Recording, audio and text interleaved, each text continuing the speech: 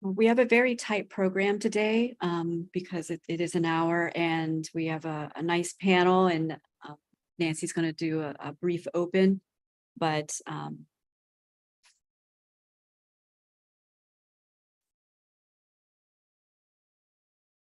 you can hear me talking.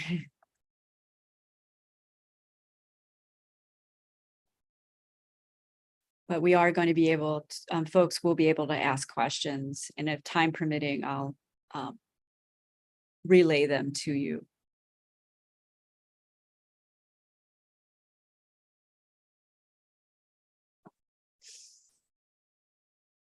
Okay.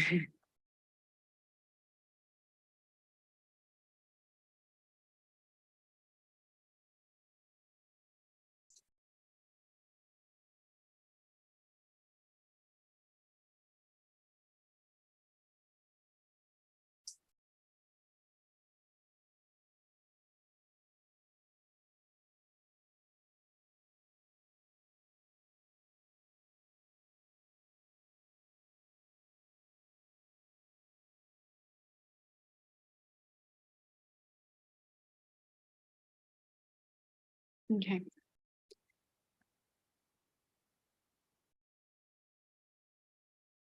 Nancy, it looks like we can give folks another minute to join because we have folks who are hopping into the webinar. We have quickly ramped up to 49.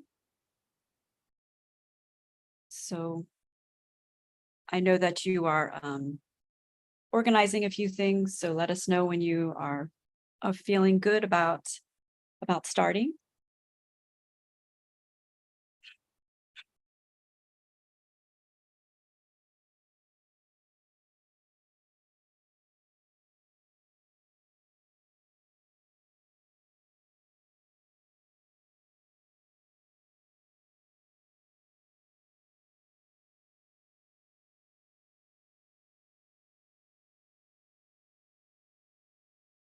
Nancy, I think you're on mute. Actually hidden these. Sorry, just a second. I'm just displaying in the room. I'll be ready in like 30 seconds. No worries, no worries.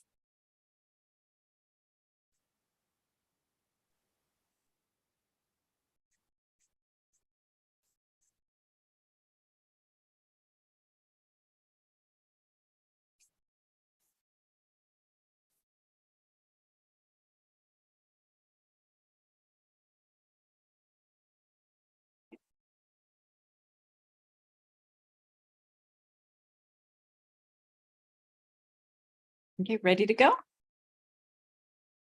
Okay.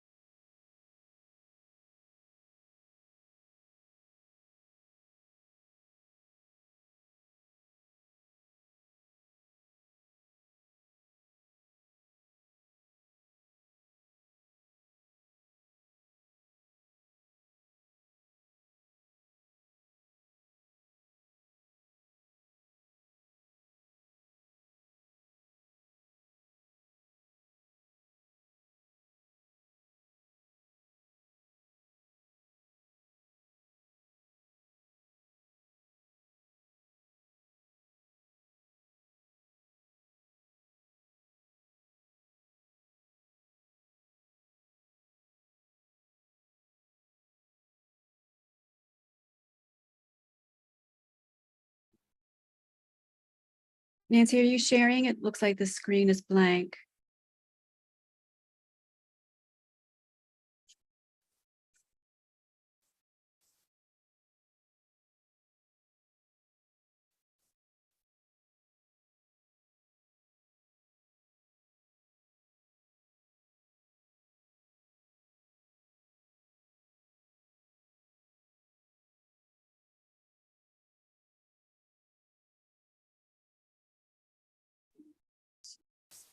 Hey, everyone, can you see the slides?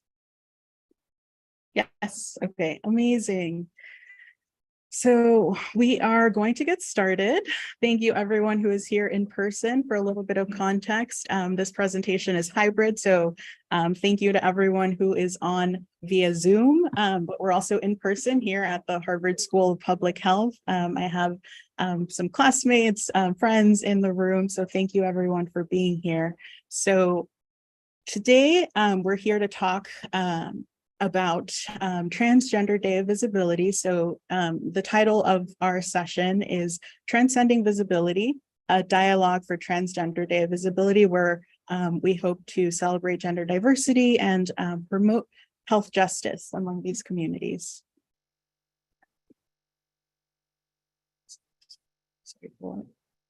Sorry, just thank you. Just some IT support in the background. But as I was saying, thank you everyone for being here, in-person attendees, Zoom attendees, and we're gonna go ahead and get started.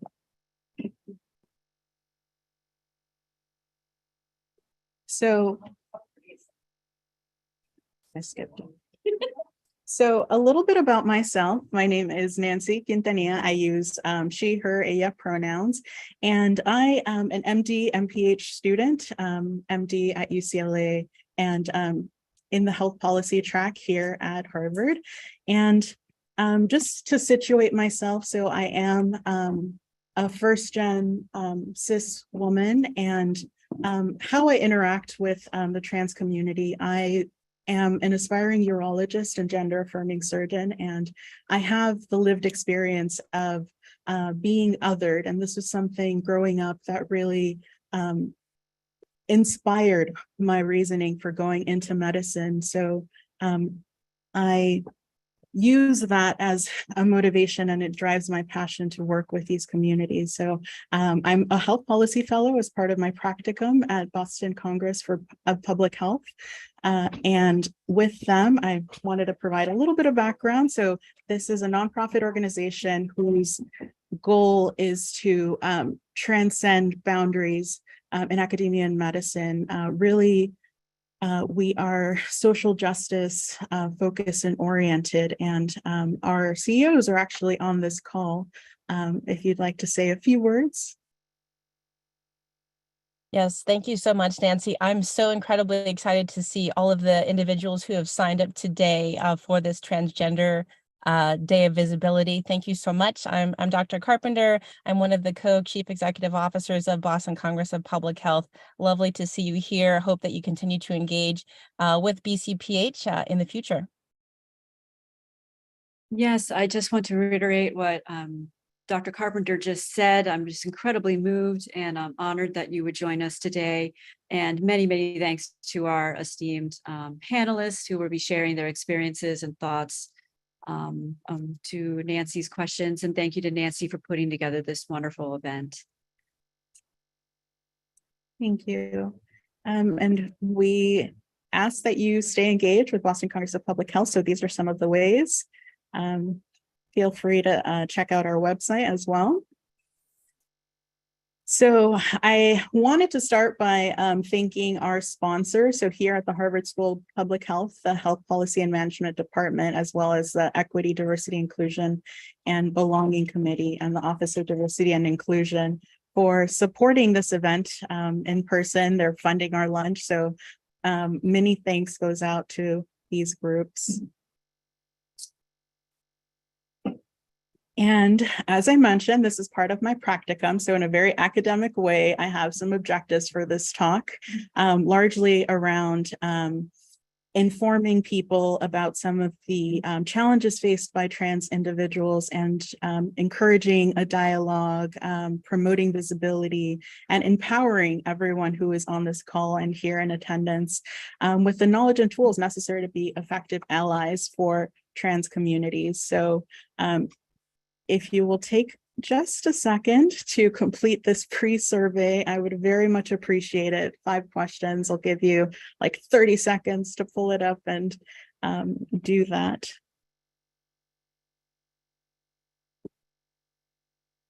It links to a link tree. So it should be the pre-survey.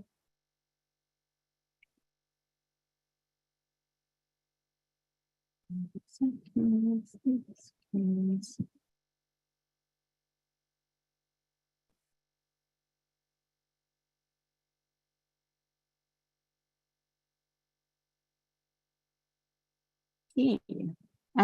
part of the same link tree, so you can access it even after you've done some of that. This is a free service. I can't access the link. I'm trying to, it won't let me. Oh, there it is. Michelle and Nancy, I was able to go into the chat and to push out the link to everyone so that they can, if they're not able to type it in, they can click on it. Amazing. Let me know if that works for you, Michelle.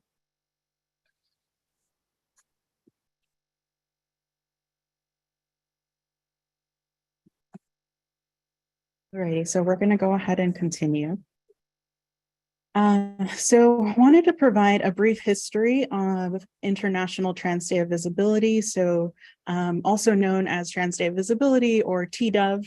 It's an annual event on March 31st. So you haven't missed it yet. This day is tomorrow, and it's dedicated to celebrating trans people and raising awareness about the discrimination faced by trans people worldwide. But mostly it's a celebration of all the contributions to society by trans people, sort of as the flip side of Trans Remembrance Day, which is in November and really highlights the loss of life of trans people, which is a very important issue. But this event and the day tomorrow, Trans Day of Visibility, is meant to celebrate those trans individuals who are with us and contribute to society in so many ways. So again, thank you all for being here for this celebration. And so just now transitioning into, you know, what we're here for, I wanted to pass it on. Wait, actually, there's one more. So quickly to talk about the difference between sex and gender. So sex and gender, not the same thing. Sex is very much something that is assigned or presumed at birth based on biology, anatomy, chromosomes, hormones. The gender is really a social and cultural distinction where, you know, it's multidimensional and is different for every individual. So really encourage people to routinely ask about sex and gender and someone's gender identity, ask about pronouns, and also wanted to make the point that there is not one transgender community. There's so many communities and individuals of different race, ethnicity, sexualities. So not everyone who's trans is gay or identifies a certain way. So always, you know, not assuming is the goal and really message of this conversation. So, and now with that was this transition I wanted to make to our esteemed panelists. I have a little design here, you know, to transition everyone into our panel conversation. So I'm going to go ahead and stop sharing my screen so you can see everyone's lovely faces and hear about their experiences. So I think it'd be great if everyone can introduce themselves. So if you don't mind starting us off, Taylor. Hello, everybody. I'm Taylor Chandler. I'm a board certified transgender care therapist, published author, and global speaker on intersex and transgender rights. This is very near and dear to my heart as a stakeholder who was born intersex, as well as identifies as trans because I'm not the sex I was assigned at birth. Thank you. Madeline? Hey, so I'm Madeline. My pronouns are she, her. I recently graduated with my MPH from Boston University. I am involved in, currently I work as a project associate with the Massachusetts Medicaid Agency. And beyond that, I am involved in many different projects towards the goal of health justice for all marginalized communities. And some of the, much of the activist and academic work that I've been involved in over the last 7-8 years has been specifically with a focus on multiply marginalized transgender communities and individuals. So that's a bit about me. Thank you. Michelle, would you mind going next? Hello, everyone. My name is Michelle. I'm transgender. I currently am an advocate for the community for harm reduction, and also trying to help people get their hormone therapy as well to take care of their trans health. Thank you. Tamika? Hello, my name is Tamika Spellman, and I am the Policy and Community Engagement Manager for HIPS in Washington, D.C. Pronouns are she, her, and hers. I've done quite a bit of work for and about drug users and sex worker health and safety. I've done consultation with Rokana and Ayanna Presley on a couple of bills and halls of Congress. I am also a member of the Urban Survivors Union, and I do participatory grant making with a couple of different foundations. Thank you. Thank you all. So now transitioning into the questions that we have for today, and anyone can answer or I'll call on someone, but would someone share, what does visibility mean to you as a transgender person and why is it important? Madeline, if you don't mind, Madeline. Sure, I'm happy to start it off. So visibility is complicated. At least my my knowledge of it within the trans community is that trans folks, especially trans folks who are gender nonconforming, visibility is often we're often hyper visible. We're often visible to a point that that results in violence against us. So gender nonconforming trans folks of color, folks who are who are not white and cisgender passing, especially, can have a particularly difficult time with being visible. There is importance to, or being hyper visible more accurately. There is importance to, like, culturally to trans folks being, out and about and having media representation that accurately represents us. And there's importance to making sure that representation is diverse, that it shows a wide spectrum of who trans people are. But in our day-to-day lives, visibility can be very difficult for individual trans people because of the many forms of violence that that many of us experience on a day-to-day basis on account of being read as transgender by others.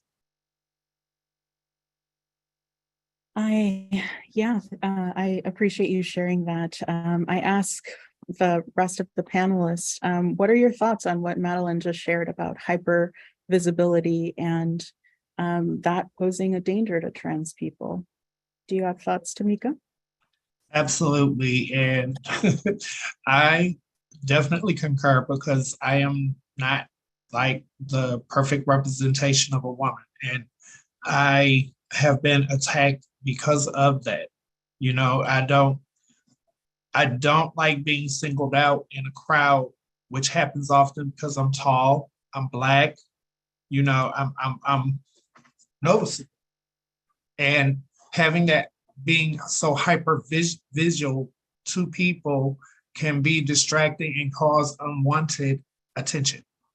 When I just want to fit in, and I feel like sometimes society plays a role in how we are perceived, because nobody wants to give us these opportunities to be part of normal society, like the way that we have to work. Too many of us are bound to working in nonprofits.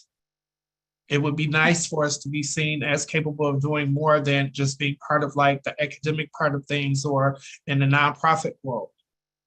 We need to be in other industries, which increases our visibility in a different way. So we become more so normalized in society instead of like this new thing that's coming out. This is not new. I've been doing this for 40 years. So this isn't new for me. It's not new to other people. And this is something that has been going on in a long time in history. You know, and it was just that a lot of us really kind of stayed in the closet. I'm not a closeted person. I don't like that. It is unhealthy for me as a person. And when I decided to make this transition a permanent thing for me, people didn't like it. And they tried to push me back into that closet. Well, that closet kills. It kills. Tamika, And can I ask a follow-up question about that? Sorry to interrupt, but in your process of coming out to yourself and others, what were some of the things that helped or hindered in that process for you? Family not understanding. You know, family not understanding who I am. I'm not, the only thing that really changed this is outward appearance. The core of who I was is still the same. I'm still the person that you brought into this world. I am still the child that you brought up in this world. It's just I changed my outward appearance to what's comfortable for me. And my comfortability means more than anything else. When I was not comfortable, I was not happy with myself. I didn't love me. And when I wasn't loving me, I did chaotic and destructive things. When I gave that back and said, I don't care how anyone feels anymore. I need to be happy in and of myself. I grew so much. My life changed visibly for people to see, and I felt it in myself. I'm doing more things that are productive today. I have been able to get back into doing advocacy work and do some meaningful things. You know, and this isn't for me. I know how to live a quiet life and, you know, keep the violence away from me. But what about others? This isn't about me. This is about how we change things for those that are coming behind us. I don't want people to suffer like I suffer. So I'm here to try to change these narratives. Let us come and work on Wall Street. Believe me, we have the capabilities. We can be doctors, actors, leaders in business and industry. Tamika, I appreciate your point about representation in different industries and really having, that visibility through representation. And I wonder, Taylor, what does this look like for you and your career path with your consulting group or, generally? Visibility for me, I lived stealth till I was 41. I was outed in the media. It was very difficult for me. I hated labels at first. Losing my privacy and my anonymity was torture. I felt it was mostly in my head, but I felt like everybody all of a sudden knew and was looking at me for all the wrong reasons. It made me become socially reclusive for a long time. But then through a local advocate named Savannah Wanzer, she got me involved in volunteering. And by volunteering, I learned how to use my platform for good, and it gave new meaning. And then, of course, now I see the value in labels to some degree and what it means to others that are maybe going through something and need to see themselves in somebody else. So I do see the importance in it. But even with all that said, if I could go back to being just anonymous, I would. Not everybody's meant to be an advocate because they don't want that visibility. I didn't at first, but now I've grown into it. And, you know, I'm proud of the lives that I've touched. It feels good when you have trans youth bloom and blossom and come alive just because you talk about your existence and history and then what you've gone through. And I tell my story often as a cautionary tale so that they won't follow in the same footsteps as me, because there's way more resources now than there were, you know, 40 years ago. That's for sure.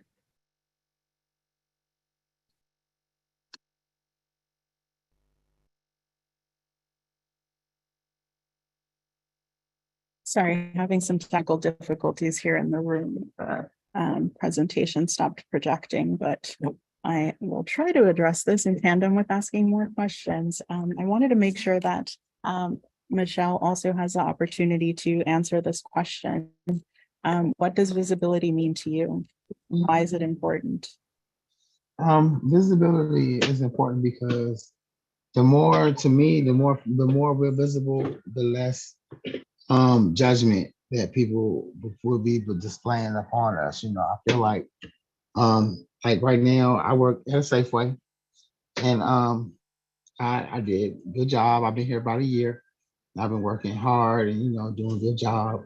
And so now I'm about to be a manager here. So, you know, I think that also goes a long way towards our visibility in other fields other than nonprofit.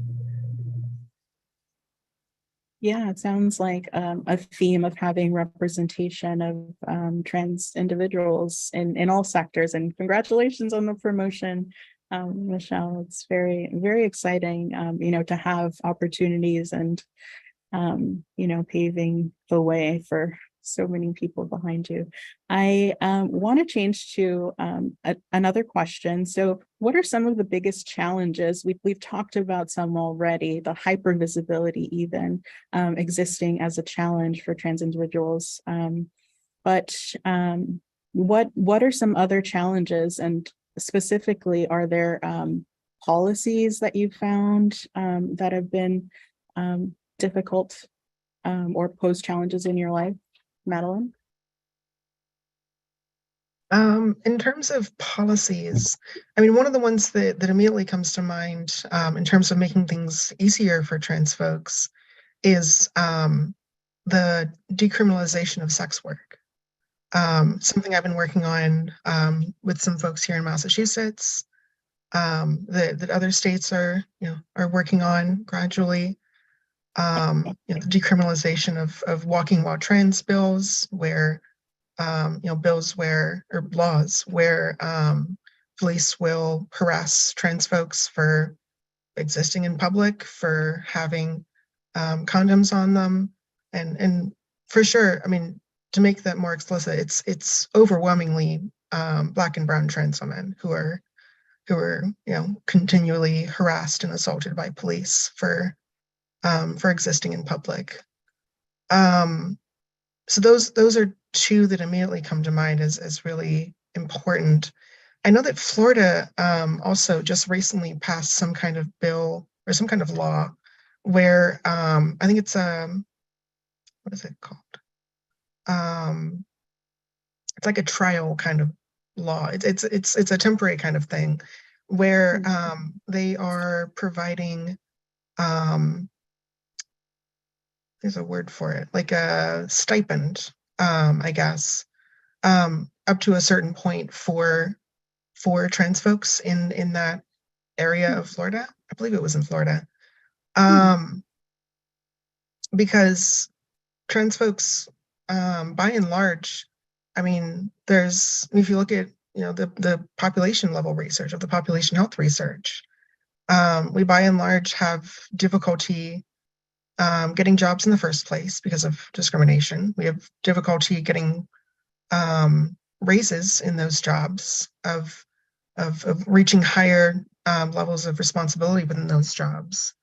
We have difficulty with accessing housing and of keeping housing, of many different indicators of material progress, of materially being material indicators of quality of life, I guess. Yeah, I mean, it's not a coincidence that many trans folks, especially trans folks of color, especially trans femmes of color, end up turning to criminalized sectors of our economies to find work, because that's where they can find work, because people overwhelmingly, trans folks of color, trans femmes of color overwhelmingly have very difficult time finding or securing and holding on to criminalized or non-criminalized work because of systemic, individual, interpersonal forms of transphobic, transmisogynist, transmisogynoir discrimination. Yeah, Tamika, in your experience with your organization, would you agree that Madeline made about the criminalization of a lot of sectors impacting trans individuals? Absolutely, to include housing, because that is one of the things that is critical in sustaining life. You know, we don't have great access to shelters either, you know, and working with these entities and telling them that you bring more strife to our community by trying to separate us, then fix what's wrong with what you're doing now.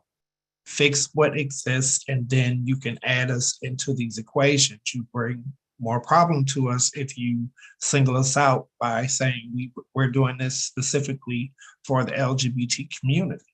Well, I don't need you making my relationships with people that are already hairy more hairy. You know what I'm saying?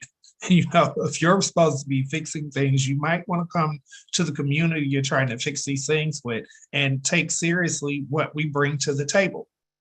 You know, this is one of those problems that a lot of these government entities that are working towards finding solutions for us keep making these missteps. You know, you're not involving us in the process of creating these things. You know, you're never going to be able to adequately address the problems that we face if you're not including us in these conversations and in design and implementation of how they play out. I am not going to respond to a program that is led by a cisgender person. I would rather someone like me be administering a program. It makes it easier because it's more culturally competent. You know, and that's where we have a lot of these failures and systems and things, is that there's zero cultural competence dialed into anything. It's fit in this box or else go find something else. There's no flexibility. You know, we need support with housing, first and foremost. If I have a stable home, then I am able to do a lot more things. 2, I need access to a living wage job. Working at McDonald's is not going to cut it. Seriously. They're still fighting for $15 an hour when 15 hours an hour now is a joke. We need to be at $27.50. That is a living wage, especially if you live in the District of Columbia, New York City, or Los Angeles. You need a wage that's going to pay you enough to be able to be self-sustaining. That is what minimum wage was about when it was created.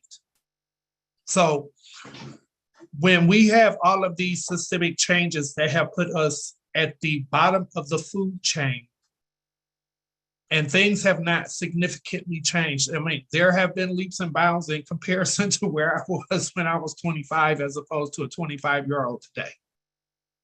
And I am glad for the change, but it took too long and it has not been encompassing. So we're still having to do these type of panels to talk about our needs.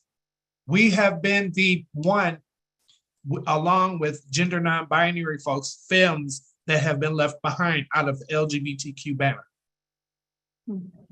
Lesbians and gay males and folks that identify in those categories are very well taken care of and they take care of each other. We don't get that support. We do not have the same infrastructural fit in like they do.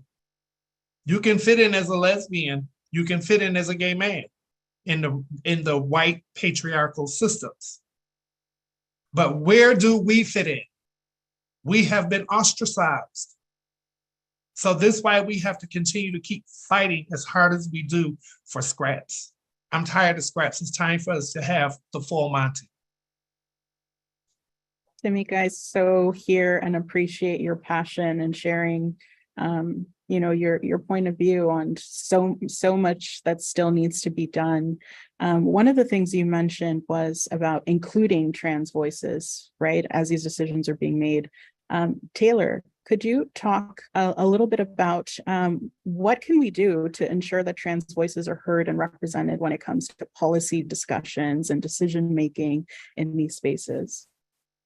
Like Tamika said, it's going to be a fight. Right now, ostracize is an understatement. They don't want us to be decision makers. The political climate in this country right now has made trans a target, and it's not so much about being trans or what trans means. It's about appealing to a base to obtain or maintain power among white, cis, middle-aged men in power. It's just frustrating because it's great that we're on this panel and it's focused on trans visibility, but we need to be on panels that have like nothing to do with trans to put forth a voice as to what those issues mean to us. And right now, with the shooting in Nashville, now we're terrorists. What I tell people is that individual just happened to be trans. That's not the governing point of why this all happened, I don't believe. And anything that they can do, it's like, who knew going to the bathroom was such a weapon? When I go to the bathroom, I go in a stall, I pee, I come out, wash my hands, maybe touch up my lipstick. If I like something somebody else is wearing, I might compliment them, and then I'm out of there. They make it sound like we're swinging from the chandeliers naked in the bathroom. Like with Leah Thomas, they're accusing her of being an autogenophile, saying that she was, forcing her genitals on the other girls in the locker room. In all my years of being in this situation, most trans people I know, when they're faced in those circumstances, are timid and shy and want nothing to do with being seen, heard, or anything. They're trying to just do what they got to do and get out of there. They're not, once again, swinging from the rafters with their kibbles and bits, but they use all this propaganda. They use these bills. They use all of this to weaponize us and make us seem bad, that we're mentally unstable. So now that we shouldn't be able to have guns. We need to have guns because we're under so much fire, especially Black and brown trans people. They're Black first walking out of the house. That puts a target on them. And then to be trans in addition is like a double whammy. I encourage people to go to lobby days, to be very involved with their local government entities. And whether they're accommodating or not, stick with it, be in their face, make it so it has to be an issue, start petitions. We have to use our voices and numbers to accomplish things that aren't being accomplished right now. So you said, Taylor, there are trans Black people who walk out and are Black first and also trans. So this brings up a point that we've talked a lot about, intersecting identities. So people who are not just trans, but have, and, you know, like everyone occupies so many identities in so many different spaces. How do some intersecting identities, so race, ethnicity, socioeconomic status, how do they impact the experience of trans individuals? Madeline, do you have some thoughts? Sure. I was wondering if Michelle had anything else to add though first. Absolutely. Oh, no, I definitely agree with everything you, Tamika, and Taylor said. Like, there's definitely all major points about our community. Yeah. And then I in terms of your question, I would add that I mean so I'll say it this way. I mean, I am a disabled woman, I'm a trans woman, I'm non-binary. These aspects of who I am impacts me every day. I mean, I've had difficulty getting jobs. I was unemployed for most of the last year, almost, because I was applying to job after job after job, and then they would interview me and suddenly they would never call me back. And that happened in undergrad, it happened in grad school, it's now happened after grad school. I was housing insecure, borderline homeless for most of undergrad for those 4 or 5 years. And I mean, yeah, I mean, lots of things. I've dealt with lots of different kinds of marginalization. And at the same time, I also am white, and I come from a wealthy background, a wealthy family. So things have been hard for me, and there are also ways in which my experiences have not been as bad as they could have been. I was still able to go to a university for undergrad. I graduated. It's one of 2 trans femmes at the whole of the dozen or so trans femmes that I knew at the undergraduate university. 2 out of the 12 of us or so who actually made it to graduation. I think there were 2 of those 12 who were trans women of color. Neither one of them made it to graduation. I mean, I made it to and even finished grad school. I mean, those are all indicators largely of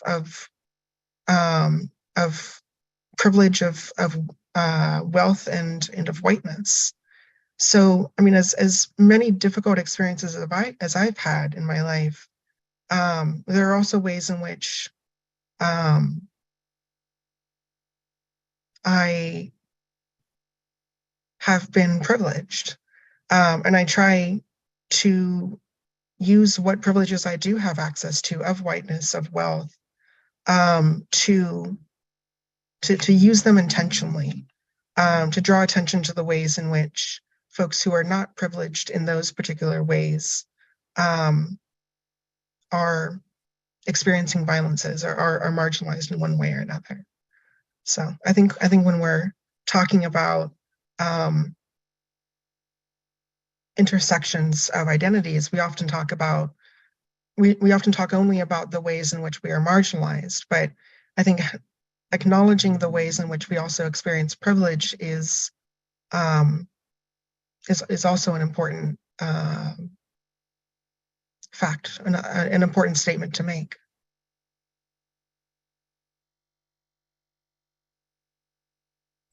Oh boy. Intersections of identity, my God. How many do I have? Let me start rattling them off. Definitely Black, transgender, grew up in the Rust Belt, Buffalo, New York.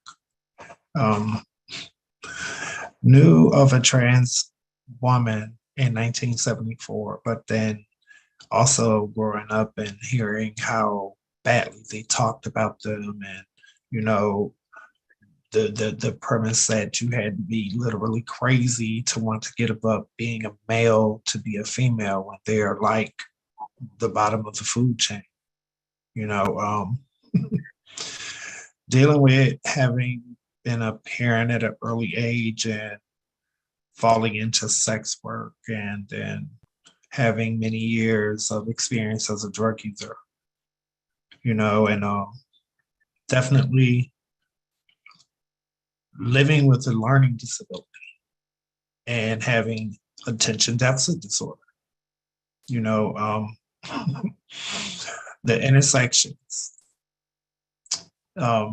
definitely been homeless multiple times, and struggling just to survive as a trans woman for many years, trying to work and then continually having to do sex work as a way of making ends meet because the jobs didn't pay shit. I couldn't get a really good job because I was on drugs. They would want a drug test. So I was stuck working in dead-end jobs that didn't want to advance me. I could do everything, every job in McDonald's, but they would not give me a managership. They did not want to give me a raise. So I kept quitting and I go back into sex work full time because I have children. They have to eat, so I had to do what I had to do with all of those intersections, wherever I was in the country, because I traveled quite a bit. And because of some of these things, I had some very negative interactions with police. I was a tall, slim, long-legged beauty when I was young. And they took advantage of me. Some of them would extort money from me. A lot of them would rape me. It's not wanted when it's something that's being forced through. I would rather have went to jail. But these are some of the things as a Black trans woman and the intersections of identity I had to deal with while still trying to live, take care of my family.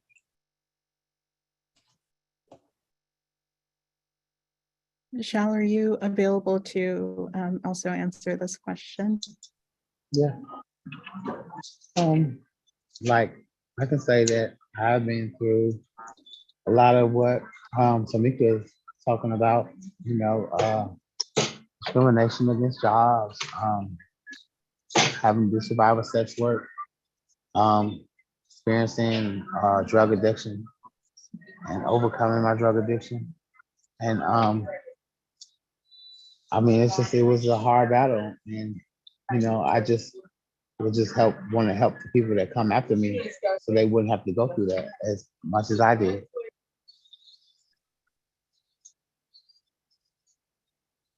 Taylor, is there something you'd like to add about intersecting identities in trans communities?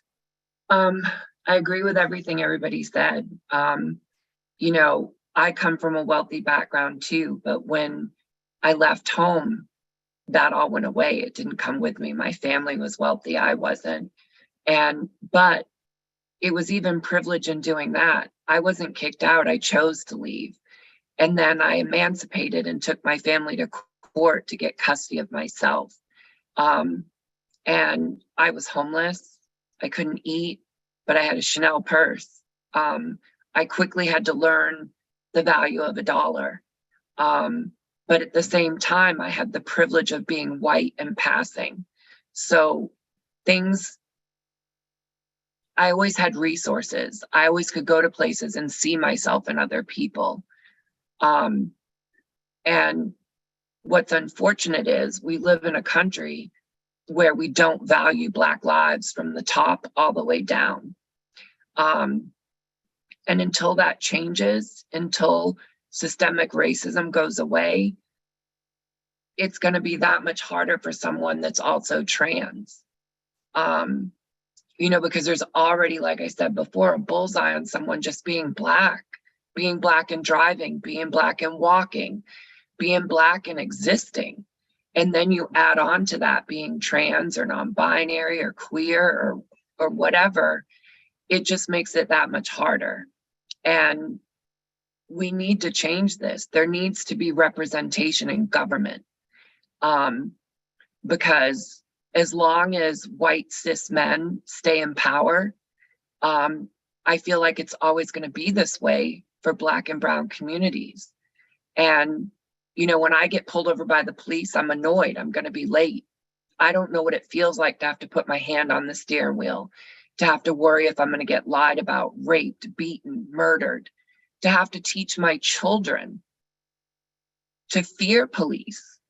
You know, these are things that just dramatically need to change. We need to invest resources into Black and brown communities, especially those that are trans and non-binary.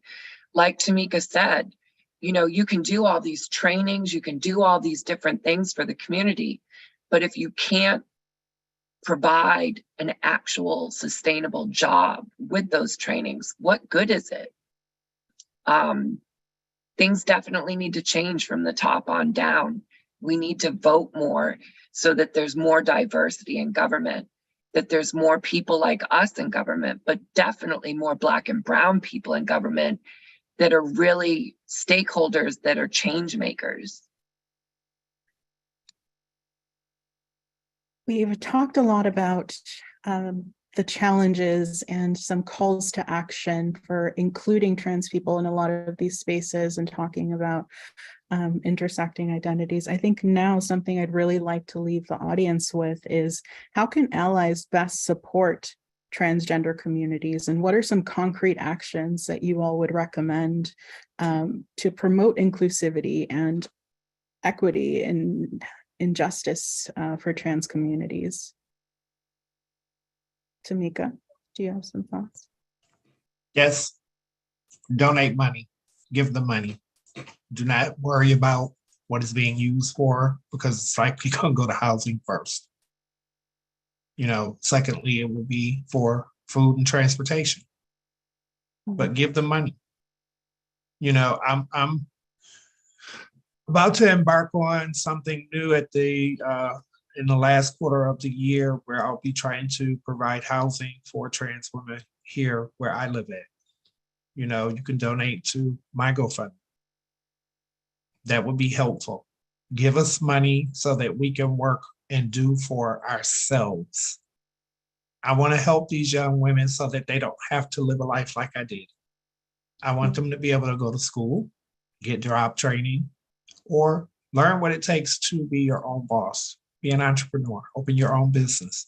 And please, by God, hire us. Give us jobs. We need jobs outside of nonprofits.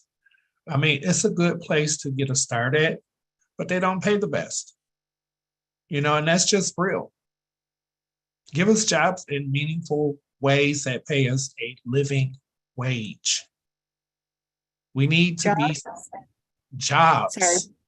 Jobs Real. And put your money where your mouth is. It's donating. Michelle, do you have thoughts how allies can best support trans communities? I can just agree with what was said, you know, jobs, definitely donating to like a cause for transgender homelessness, you know, education for transgenders, you know, just training programs, everything, you know, all that will help everybody become, you know, more self-sufficient and less like wanting to do like survival sex work because they have to, you know. Adeline, do you have some thoughts? Yeah, I mean, mostly just agreeing with what's been said before in terms of supporting trans folks. I mean, whether it's you know, making sure that we have the we have opportunities to you know, get higher in whatever careers we're pursuing, or if it's supporting trans entrepreneurs, or if it's supporting nonprofits that are buying for trans folks. Like someone mentioned earlier in the chat, they asked, what is the best way to support and volunteer locally in the Boston area to support trans folks? And the answer is like, I answered them with what I answered them with was, I mean, there's the Trans Emergency Fund of Massachusetts. There's Black and Pinks, they started a new Alexia Narena House for housing trans formerly incarcerated folks. There's Trans Resistance Massachusetts. There's the Trans Asylum Seekers Support Network in Springfield, which has regular fundraisers in Boston. So there's trans folks are ingenuitive. We're smart. We're creative. We come up with solutions to things. We find a way to get through. So it's really, really important to put your money where your mouth is, as was said before.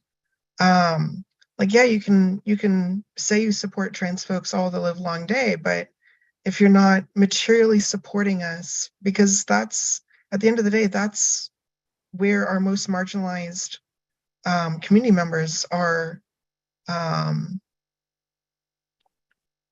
most being harmed, I guess, is materially. So supporting us in material ways is so important in so many different ways. And then I guess supporting important policy changes too. When I mentioned the writing your legislators to decriminalize sex work and to get rid of walking while trans bills and laws and things of that sort. So there's lots of great ways to support trans folks that are being led by trans folks. Taylor, do you have some recommendations for allies? Yeah, first and foremost, just be kind. You know, it sounds so simple, but it's something that we don't do. Social media has made it so easy to be vile and spew hate. In addition, if you use your pronouns, I know there's a big debate over it, but when you share your pronouns, it makes it safe for somebody else to share theirs. Have gender affirming restrooms in your place of work. Just let trans people know that you care, that you want to be an ally. And, you know, there's so many that do, but right now, because we're under such fire, I think people are scared in a lot of ways to support us because of the backlash that they will get. But at the end of the day, when you're doing the right thing, sometimes you walk alone, and that's okay. But allyship is vital. You know, if you own a business, employ a trans person. If you do trainings, offer them for free to some trans people. If you have self-defense classes, definitely offer them to trans people. There's so many ways to be an ally. And you can use whatever you do, whatever your community is, to do things. You could do a fundraiser. You could get other people involved. It's not that difficult. It's, at the end of the day, it's just being, you know, a part of humankind. Thank you for that. I'm going to share my screen just to share some wrapping thoughts. Very much echoing, you know, some of the ways that we've talked already about being an effective ally and advocate in a very academic sense. Scholarly journals you can subscribe to, Transgender Health, in research include trans and gender diverse participants.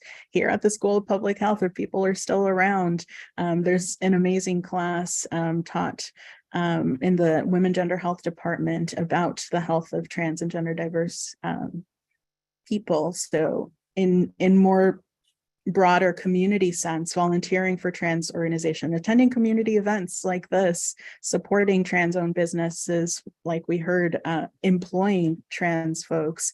And I think, like we've echoed and talked about, being kind and having genuine friendships with trans people, just like you can't say that you're an ally for Black, Latinx people if your friendship circle isn't reflected by that.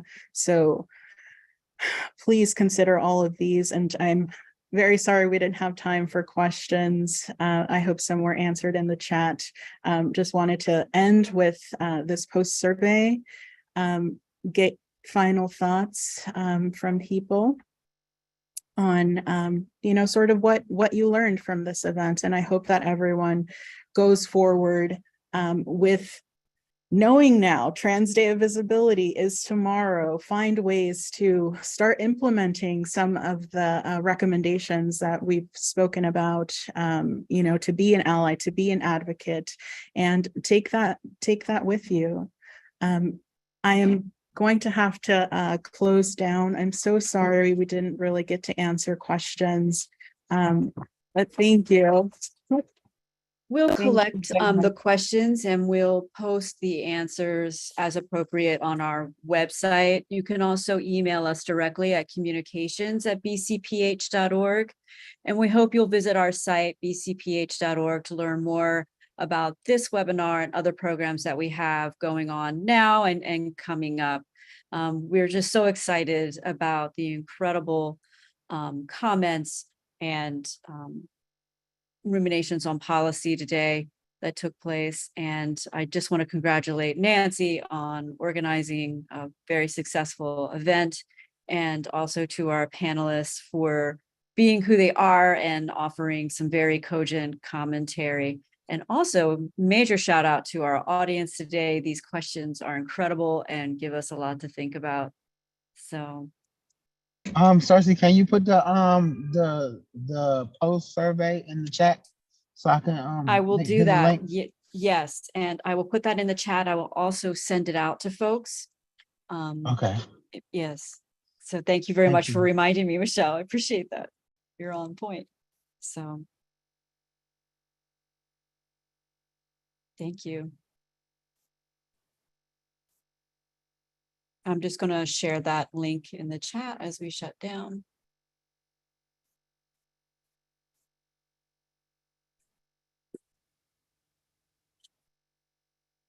We did have two hands go. Oh, we have one hand. Do we think we can potentially incorporate that? Not sure. Nancy, are you still there? I am. I was ushered out of the room where we were in person, but I'm still on the call. No problem. Would you like to take one of the questions by the audience? Amy Smith has a question. If someone is able to facilitate that, I'm sorry, I can't see it on my screen right now.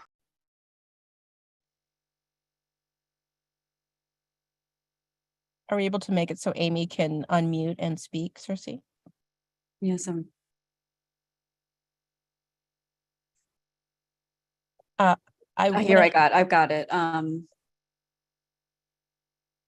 Hi, this is Amy Smith. Thank you, all the panelists, for your insight and sharing your personal stories and your lived experience. I just wanted to know, I'm on my cell phone and I'm not able to type anything in the chat or pick up anything in the chat. In fact, there are no chat information coming through on my end, and it could be because I'm on the cell phone. And also to do the survey, can you send a link to that survey? Because you sent a QR code, but again, I'm on my cell phone. I don't know how to do a QR if I'm on my cell phone. Yes. So what we'll do, I'm so glad that you said something. We're going to be emailing everybody the survey links so Okay. that you're not beholden to do a QR code or try to manipulate the chat if you're on your phone today. Okay, very good. Thank you so much for joining us. Thank you. Thank you for hosting this very important topic. Thank you. Thanks. Bye-bye. Bye-bye.